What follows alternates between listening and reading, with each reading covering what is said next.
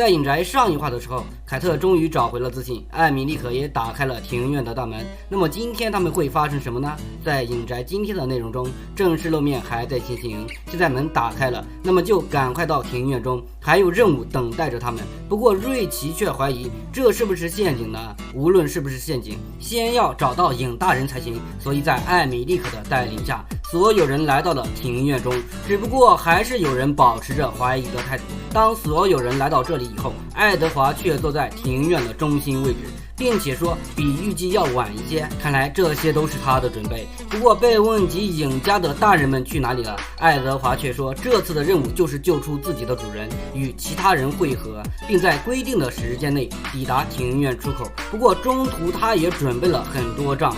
这个时候肖恩不愿意了，他实在很担心自己的主人，要是主人有什么三长两短的话，那么该怎么办呢？并且问爱德华为何我们非要做这些事不可呢？不过被说成多余的问题，接下来就是排名的顺序，然后做出成果的人会有奖励，关键是1亿人还可以选择一种工具，而选择的顺序就是按照影家人排名的顺序。首先肯定是鹿，不过瑞奇这个时候却在一旁吐槽，谁让他的排名靠后呢？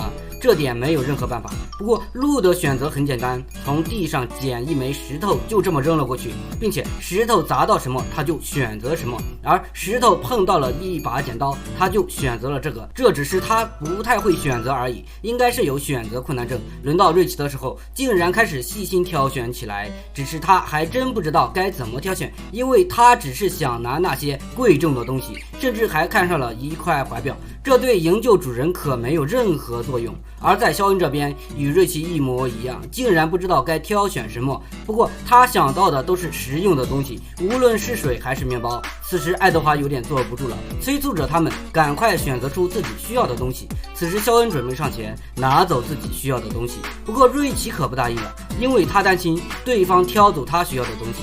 现在还没有开始营救主人就已经起内讧了，而瑞奇就是挑起这件事情的人，所以才说他很让人讨厌。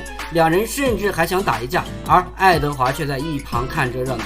艾米丽可坐不住了，就说那个不如你们先说一下自己想要的东西吧。而他们都指向自己所需要的东西，肖恩想要一个放大镜，而瑞奇想要防尘外套，这根本就不起冲突，根本没有必要发生刚刚的事情。其实还是需要感谢人家艾米丽可才行，没有他的话估计真会打起来。不过瑞奇就是一位过河拆桥的人，竟然恶人先告状。其实现在可是需要伙伴的时刻，因为营救主人一个人的力量可不行。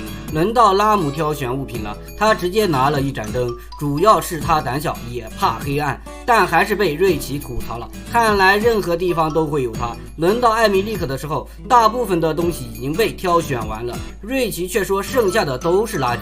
其实有用的东西还很多，其中就包括面包。拉姆和肖恩甚至怀疑，难道他要挑选面包了？其实这次不一样，艾米丽可刚刚吃饱饭，才不会选择面包。估计其他人都是一头雾水，甚至还有嘲笑他的声音。原来他选择了一辆小推车，不过他肯定有自己的考虑。到了这里，关于影宅第26话的内容就已经结束了。要是大家喜欢的话，可以添加关注，拜拜。